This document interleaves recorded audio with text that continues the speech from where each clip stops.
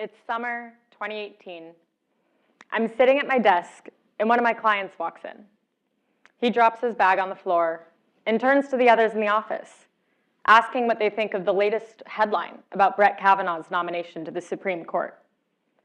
As the 10 men around me casually debate whether he had actually assaulted Dr. Blasey Ford, I feel my chest tighten.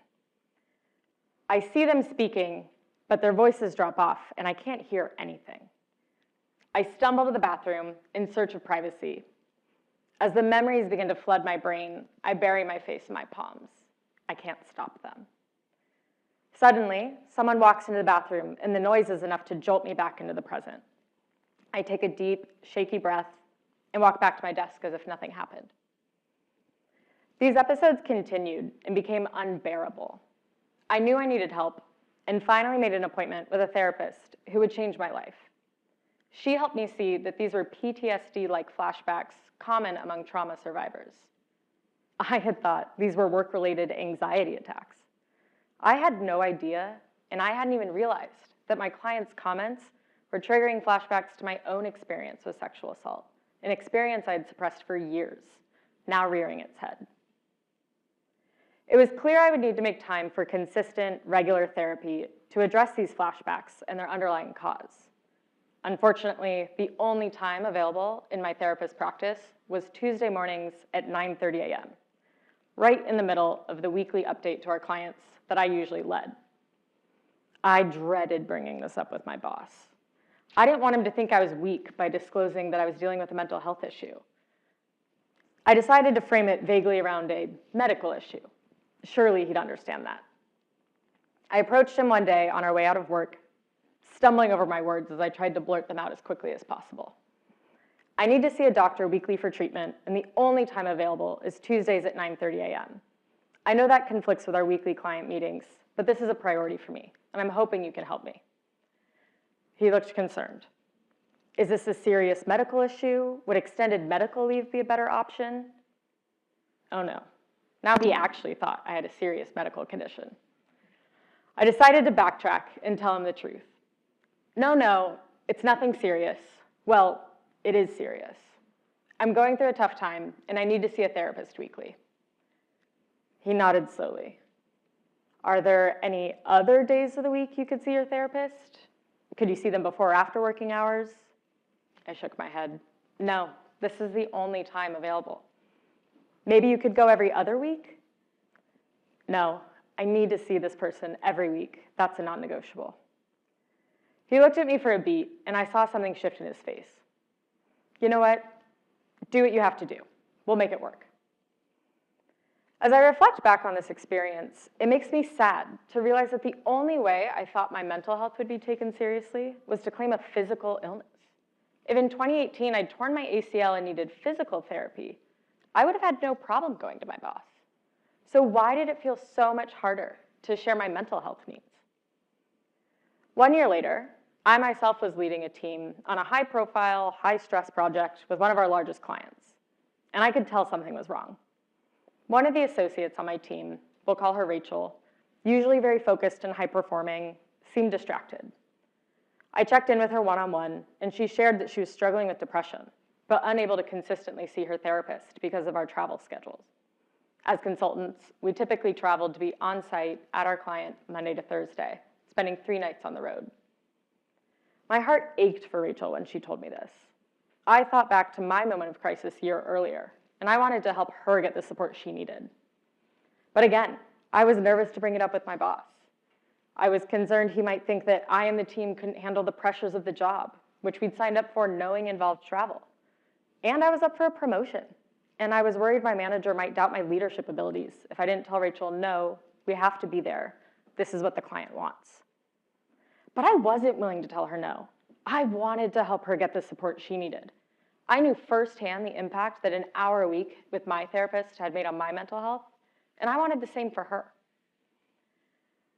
I set up time with my boss, and I told him the team wanted to reduce our number of days on the road. He initially pushed back, saying, the clients aren't paying us to sit at home.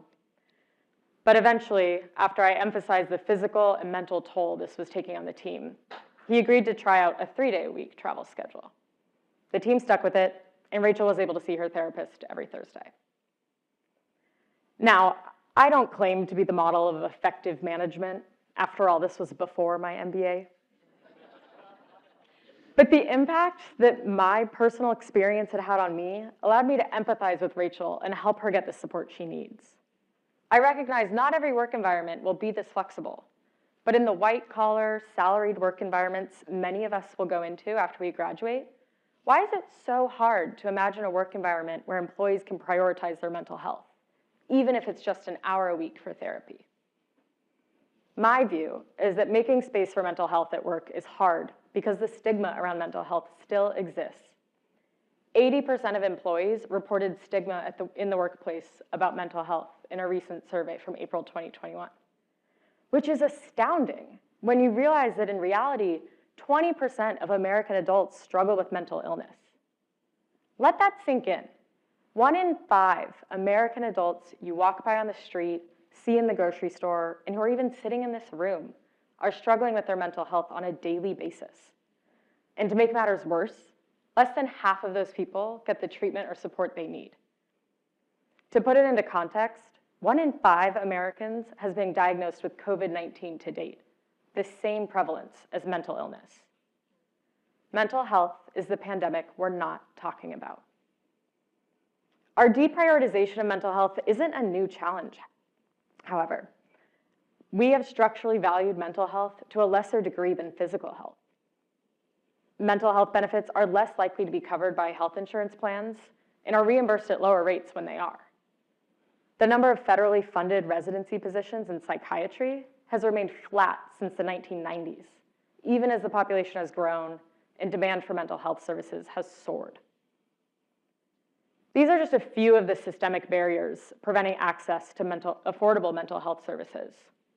Today, I want to focus on what we all can do in our everyday lives to break down the stigma around mental health and help people take that first step towards seeking care.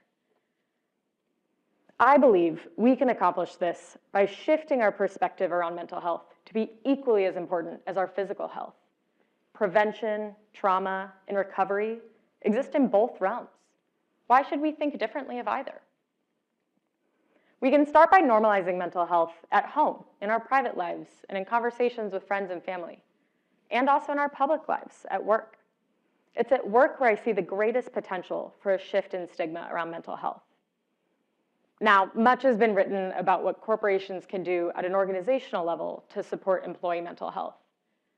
I want to focus on what we all can do in our everyday interactions at work to support those struggling with mental health. We can start by checking in on our people and asking those on our teams what they need to be at their best. Hear your employees and respect their needs without judging whether their needs are worth investing time into therapy. Ask yourself, if an employee or colleague of yours needed physical therapy, would you respond differently? And don't underestimate your role in creating a supportive work environment through small changes to your daily schedule. I challenge you to ask these questions of yourselves to better support those struggling with mental health at work. Can you be the one to role model what it looks like to make space for mental health at work? It might make a world of a difference to someone on your team, as it did for me. I still see a psychologist every week, 4 years later, and I am still working through the effects of the trauma I experienced. But the impact of managers who respected the boundaries I set at work cannot be overstated. They took my mental health seriously and respected my needs when I made them known. My team was fine without being at that weekly client meeting. All I needed was a compassionate manager who was willing to step in for me. I challenge you to be that compassionate manager for those on your teams and in your workplace. Thank you.